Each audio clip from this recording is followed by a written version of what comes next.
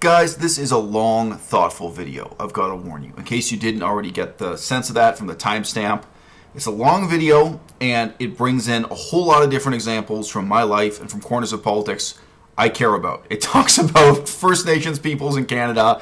I think it probably mentions Cambodia. I mean, it brings up political and personal issues, and it presents, I think, a complicated and important problem in a suitably complex way. I remember the high school principal's office. When you were sitting to wait to talk to the principal, if you were in trouble when I was in high school, there was a poster on the wall, and it had like a photograph of a kitten, and it said, for every complex problem, there is a simple solution. And I so wanted to take out a pen and deface that poster by writing, and it is wrong. You really need to beware of people who offer you simple solutions to complex problems. This is a complex problem, and I present it here in all its complexity. So if you ain't got the time or attention span, you don't want to do it now, wait until you're washing dishes, and then listen to the video then. If I got to dumb it down now in the intro or in the outro or what have you, I have said this in other videos. If you picture the impact you have on the environment as a sphere or a circle drawn around yourself, all the negative impacts, the jet fuel you use, the plastics you use, the fact that when you buy wheat, the farming of the wheat uses up pesticides and uses up water and kills groundhogs, even if you're vegan. All of these negative impacts. It's really counterproductive to adopt a mentality as a vegan activist where you're trying to change the world just by shrinking down that circle. That's a view of the movement that's based on the assumption that you're really a passive consumer in a consumerist, reductionist, in this sense, boycott movement, right? And what I'm encouraging you to do in this video, through a sort of complex discussion of a whole bunch of different examples, is instead to think of yourself as someone who can make a positive difference politically, that's much more effective, that matters much more within our lifetimes and long term than just eliminating the amount of plastic you buy or the number of liters of jet fuel you use up in your life. An example I used in an earlier video is, what if you're running for mayor? Forget mayor. What if you're running for prime minister of the country you come from? Prime minister of Canada. If you're running for government, you're running for prime minister of Canada. It doesn't even matter if you think you can win. If you think you've got a message that's really worth delivering to the public, you're going to use up all the jet fuel you can, flying from town to town, visiting one place after another, shaking people's hands, giving speeches, reaching out to people, trying to deliver that message through the limited political platform you've got to make whatever kind of positive impact you can. So obviously, let's say you're running for prime minister as a representative of the Green Party. You probably don't have a shot at winning, but maybe there are 5 or 10 important issues you can shine a flashlight on, shine a spotlight on, you can draw public attention to. If you believe that what you're doing is worthwhile, you're going to burn the jet fuel to accomplish that end, and sometimes have the most impact, to have the greatest effect in peace and war, in politics, in your personal life, whether you're writing a novel that you really believe in, or you're pursuing a political campaign you believe in, or you're actually fighting a war right now to try to defeat ISIS or some other objective of this kind. Whatever the objective is, it's really misleading to think in terms of minimizing your negative impacts to the point where you overlook how you're going to maximize your positive impacts. In the whole of this video, I set out a bunch of the other considerations as to why that is. One of the most fundamental being, we're not in a situation where vegans are just trying to become 51% of the population or 90% of the population to win through consumer activism alone. Vegans can have a huge impact on society and politics if they get organized when they're only 5% of the population. But if they think of themselves as minimizing their impact through consumption only, if they remain consumerist, boycott, individual activists in this way, then the impact they can have will wait until they're such a huge part of the market that their impact on market demand is something that corporations and other for-profit seeking entities are going to respond to passively. That's a passive view of the movement. In this video, at some length and some complexity, what I'm advocating for instead is a genuinely political, a genuinely activist view of the movement, where you embrace and accept the fact that you're going to do some harm in this world. You're going to use up some jet fuel and some plastics, but you're going to do it in a meaningful way with the maximum positive impact, the maximum positive outcomes, not just minimizing your negative outcomes. And why am I saying this? Because still to this day, literally today and yesterday, a bunch of people on the internet were still coming to me and talking about veganism from this perspective, where they really assumed on a deep level that the logic, purpose and function of the movement was merely to minimize your negative impact. I can see why they arrived at that attitude. I myself came to veganism out of ecology. It's very easy to think that the mechanism whereby veganism is going to pursue social change is the same mechanism whereby you go around and try to convince people to take fewer showers so they don't waste water. But it's not. The mechanism whereby we're going to pursue social change is actually the same as the gay rights movement. If gay rights had to wait until 51% of the population was gay to bring about gay rights, it never would have made progress. A much smaller percentage, whether it's 5% or what have you, can bring about fundamental political and social change, especially in a democracy, through lobbying, through public education, through pressing for that change, but not through passive, consumer-centered action that's merely trying to mitigate or minimize your negative impact. À-bas-le-ciel. À-bas-le-ciel. Hey guys, one of the most important issues ever dealt with on my channel is the fundamental concept that when I engage in veganism as an ecological and political movement, I am not trying to minimize my negative impact on the world. I'm trying to maximize my positive impact on the world.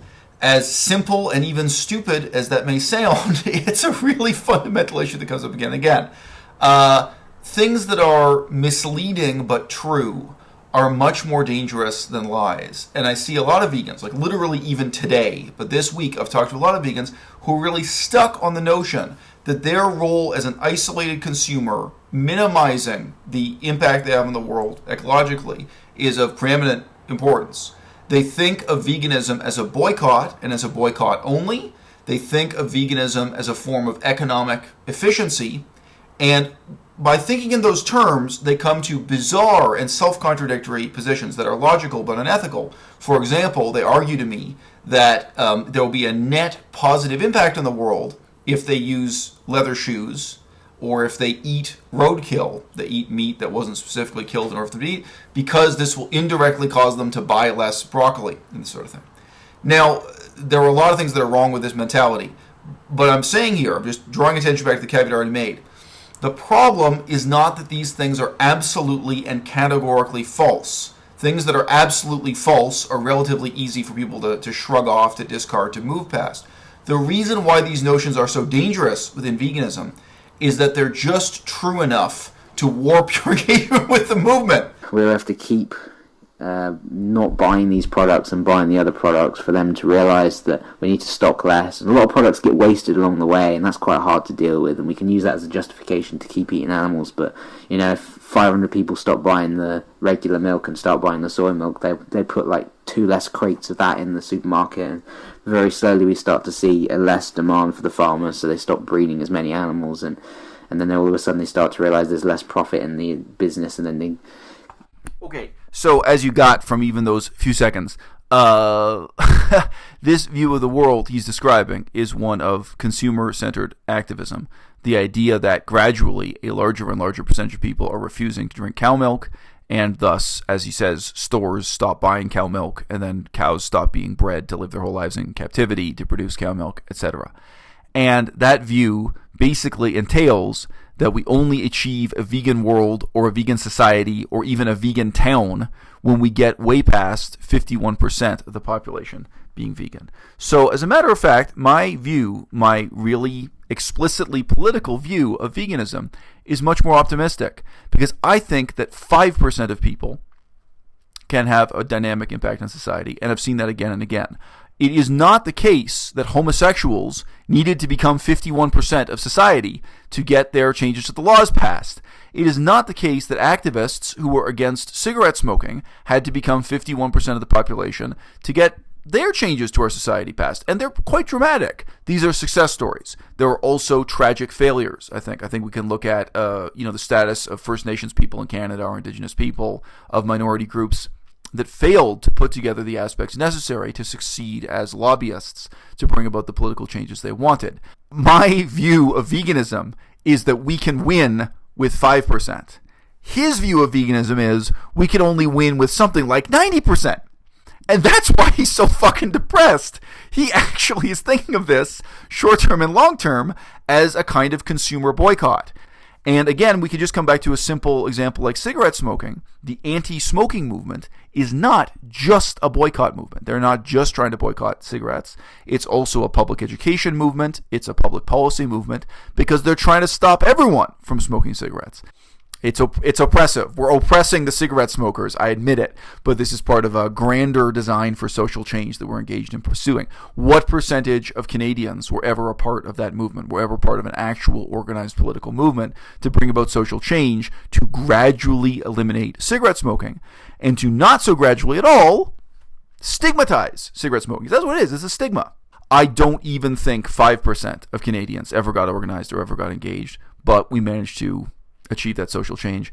I really doubt 10% of people were really active and organized in gay rights movements. It's probably, if you can get a realistic estimate, it's probably much smaller than that. But I do think that the boycott mentality within veganism is actually problematic. The boycott mentality takes us so far, but only so far, and no further. And we have to move past that. And I'm sorry, maybe I should dig up that podcast and actually upload part of it to YouTube, because it's a really good discussion. And a lot of people said to me in response to that, wow, I never thought about that before, but it's true. Veganism, it partly is a boycott movement, and it partly is not. So I have a couple of videos talking about this, but I noticed when I look back at those earlier videos, I mention in them that the main place I covered this issue was in a podcast that previously was not available on YouTube. If you search for the word boycott on this channel, I think it's on this channel, but I also did a whole podcast on the boycott mentality within veganism, and I think that's a Patreon-only podcast, so I'm sorry, I forget to what extent it's on YouTube and to what extent it's on Patreon. And to be honest, I think even the vast majority of my Patreon supporters have never heard this podcast. It was recorded while I was in an airport in response to a Patreon viewer. Now, there's a lot of folksy, autobiographical window dressing for this podcast. It talks about what's going on in my life. It talks about how I came to these conclusions. But I urge you to stick with it, because there is actually a really important methodological, philosophical, and political point here, which is that it seems salutary to vegans. It seems useful to many of us within the movement. It seems as if it's a really positive thing to preach this movement in terms of reducing the amount of plastic you use to zero, reducing the amount of jet fuel you use to zero, reducing the negative impact you have in the world through buying even things like wheat and broccoli to zero. And this is a sort of phony consequentialism, a sort of phony utilitarianism that is both based upon and reinforces the idea of the vegan as an isolated consumer. And of course, there's some truth to that. This is again my point. It's not that it's entirely wrong. The problem is that there's a little bit of truth to it, and it's misleading. To some extent, we are isolated consumers. To some extent, veganism is a boycott, and to some extent, it's worthwhile to talk about veganism in terms of a strictly consumerist boycott mentality. But it is also misleading, dangerous, and self-defeating. And I think in this podcast, you'll hear me spell out why. The way we need to think ambitiously. We need to think about the future of the movement in a way that we're willing to burn jet fuel and waste plastic. We're willing to make the sacrifices necessary to have the maximum positive impact to change the world, not the minimum negative impact. Hey, what's up? This is being recorded not on my usual iconic white sphere of a mic, but on a portable device that I expect I'll be using more in China. Actually, while I'm in Thailand, if I were to interview some people face-to-face, this would be the device I would use. I could conduct interviews with it if I meet people on the street or what have you. So hopefully the sound quality turns out okay. I'm going to respond in this short podcast to a question from Jake Eames. Jake has been mentioned on my YouTube channel before. Jake asks a question that's simple but deep and that matters to his own life. And for me, it calls up philosophical problems that I dealt with at such an early age that it is difficult for me to remember how I responded to these problems. Although I can remember discussing it with friends of mine who were teenagers or what have you, years later, people who went through these issues and debates relatively late in life. Jake asked me about basically the problem of justifying waste and harm in one's own life. The same logic that has made him a vegan has led him to question increasingly the use of things like plastic, disposable items, disposable packaging, or a disposable pen. and how one can justify doing this kind of harm, doing this kind of waste in life, or conversely, how one draws the line. The same kind of ethical principles that bring you to despise the waste and harm done by animal agriculture can very easily lead you to hate the waste and harm done by the plastic industry, although in many ways they are starkly different.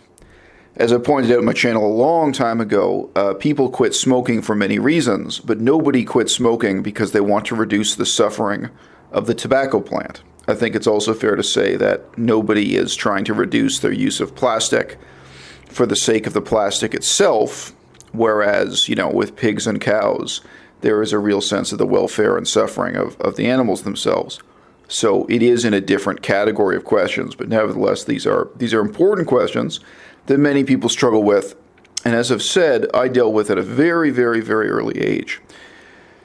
Now, there are advantages and disadvantages to the way I live my life. I am really aware that the solutions I have to these problems are not solutions that would work for everyone, and I'm very honest with myself about the disadvantages that I endure as a result of seeing the world the way I do. For me, these problems really come under the heading of what you are living your life for positively, the objectives you're pursuing. The justification for the harm you do is relative to the positive outcomes you're pursuing. I don't start from the assumption that my life is merely a matter of self-indulgence, consumption, wasting time on this mortal plane of existence until I die. I very much assume that I'm an active protagonist trying to accomplish real and meaningful things. And the harm I do in this world is then evaluated next to that standard.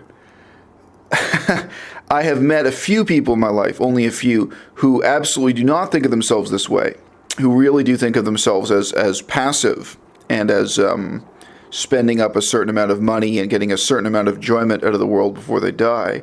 There are people who not accidentally, who self-consciously assert a totally different view of the world. There are many, many different views of how we live our lives in the world.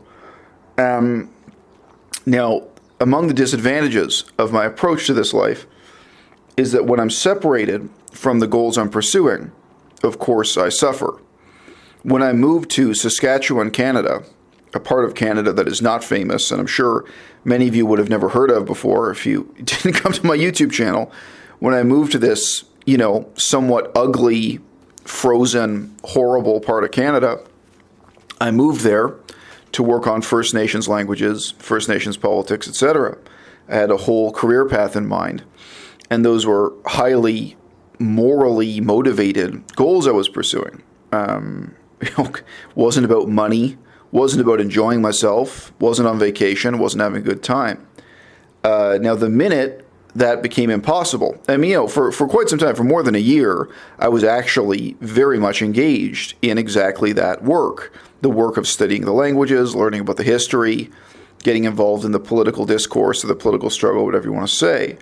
That was my life for more than 1 year, although not that much more than a 12-month year. I forget how long it lasted now. Could have been a year and a half, but I forget offhand. But anyway, for a relatively short and intense period, that was the objective I was working towards. And it justified not only the harm I do to this world in terms of ecological damage, it justified the suffering I was enduring, because I suffered a lot in many, many different ways. That was another long period of my life where I never had a desk, never really had, a place of my own and what have you. Oh God, the food is terrible. Being a vegan in Saskatchewan,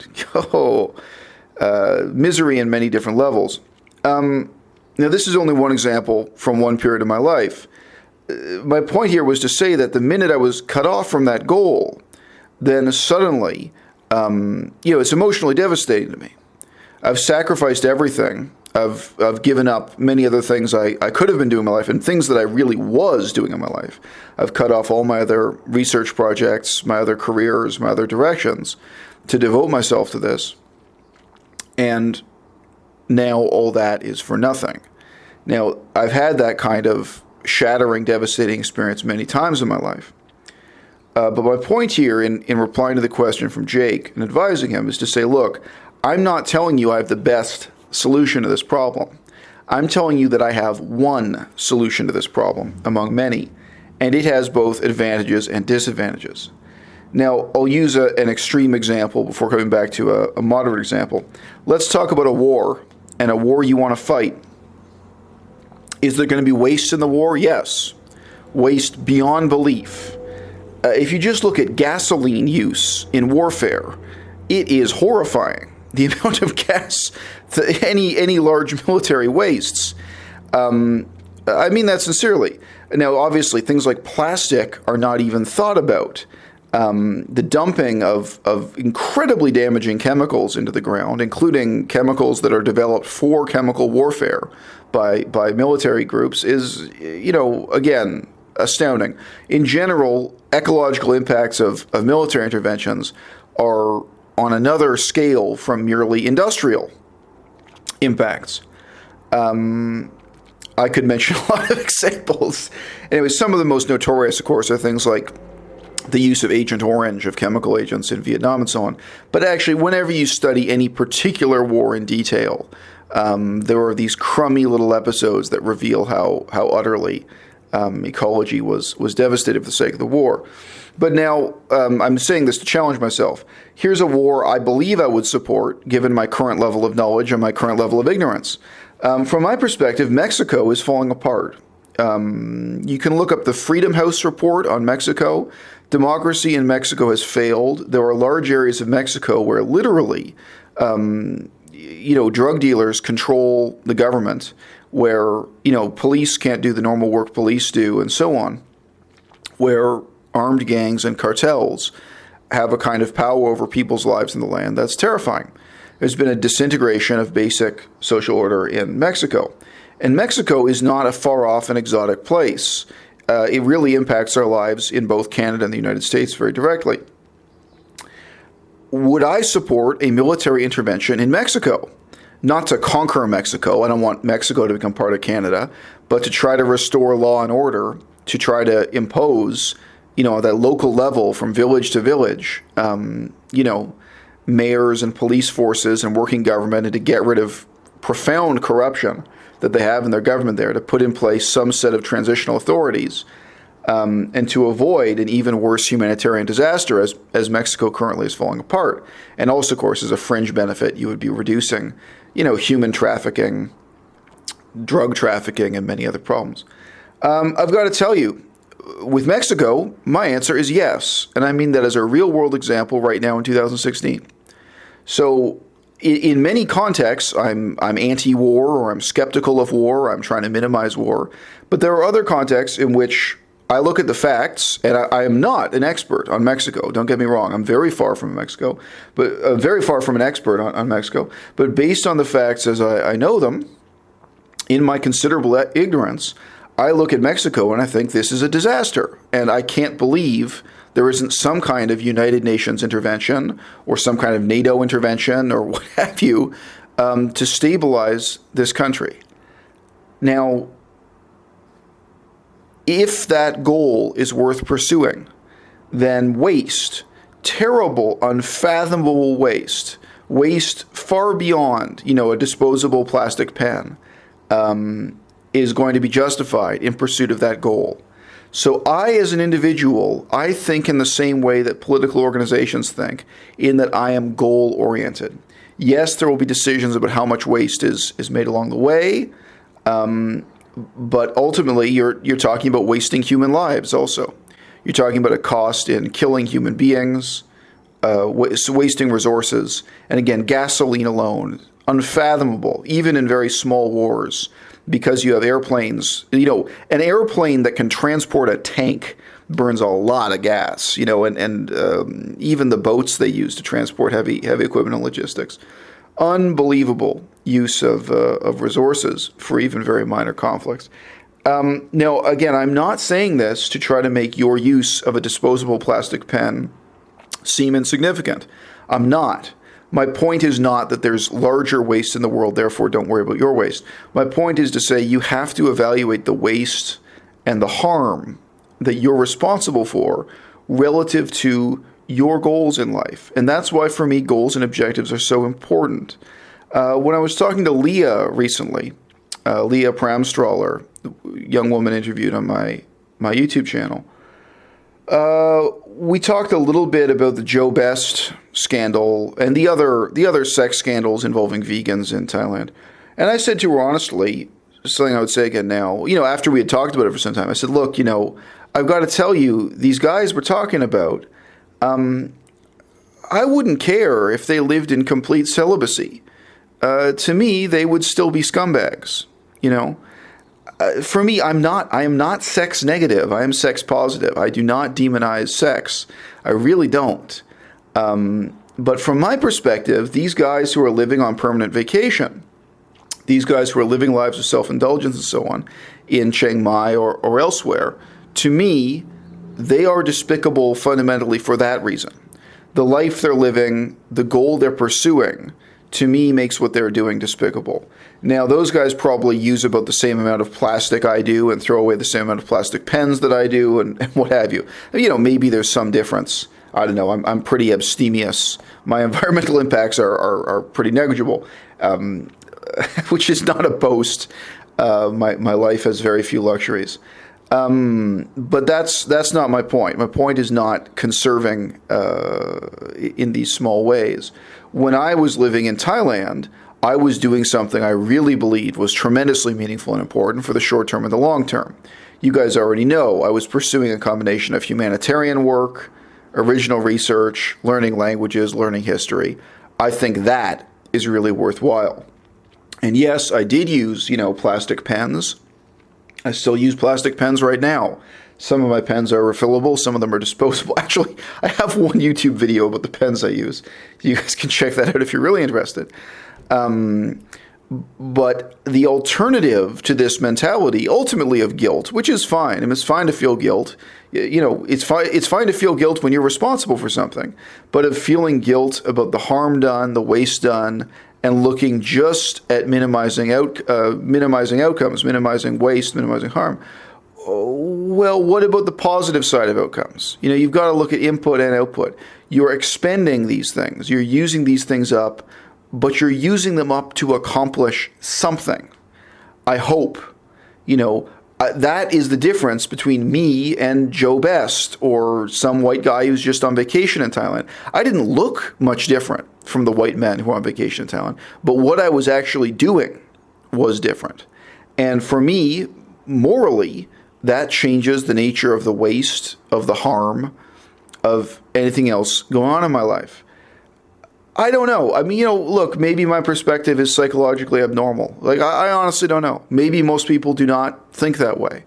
As I've said, the disadvantage is when you're then separated from those goals, when those goals become unattainable or when you are forced to stop pursuing them, then that's, you suffer tremendously. I can remember having to give up my textbooks for the Lao language and, weeping. I wept very briefly, but I had a couple of tears fall from my eyes because I knew I was never going to be able to study that language again. And I'd put in so many hours of tremendously hard work to learn the Lao language. To learn the Lao language. Now, it's not just a language for me. It's not just about language research. To give you an example, I remember interviewing a woman who had survived the war, the war with the Americans, by, running through the countryside and hiding in a cave with the bombs falling all around her. And she had anecdotes from that period of her life. It went on for years. It's not one day she went and hid in a cave. One of the caves she lived in, they had a chalkboard and a school teacher, and the children tried to learn how to read and write living in a cave. I really wanted to write a short book recording her life story, to translate it and have, Lao in English and publish a book with this chapter of history. To me, that's tremendously meaningful. And it's not just research. It's moral. It's ethical. It's the meaning of life. In some sense, I think I'm making the world a better place by writing that down and publishing that book. And, this obviously has parallels to the type of work I wanted to do with First Nations, with Indigenous people in Canada. For me, writing that book justifies using the plastic pen and putting that plastic pen into a landfill? And those are hard questions of personal values, objectives, etc. And this is why I mentioned war. It's very hard to know if you're in a good war or a bad war.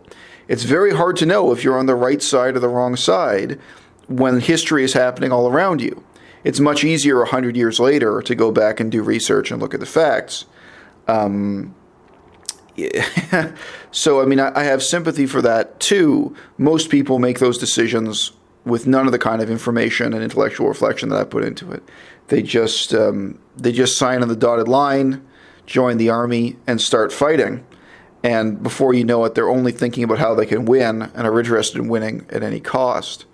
And in the same way, I'm sure many people pursue their objectives in their private lives and their personal lives, even if those objectives are just self-indulgence, luxury, and enjoyment, with no other concern, and they are doing it at any cost, and they don't care how many plastic containers they put into a landfill, etc.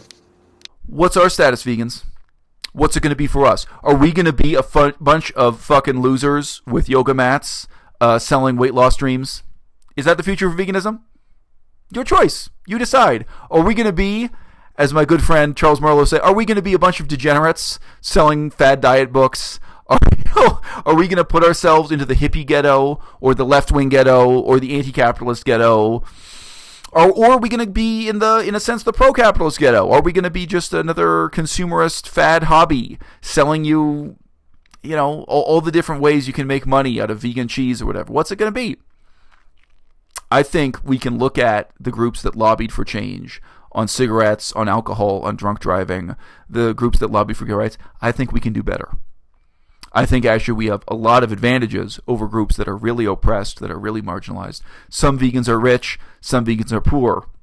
But actually, there's no excuse for what pathetic failures we've been so far. I think with far fewer than 5% of people becoming vegan, we can actually start lobbying for dynamic social change. And yes, some of that is from the grassroots, is from the bottom up, but some of it, if we're being honest, is from the top down.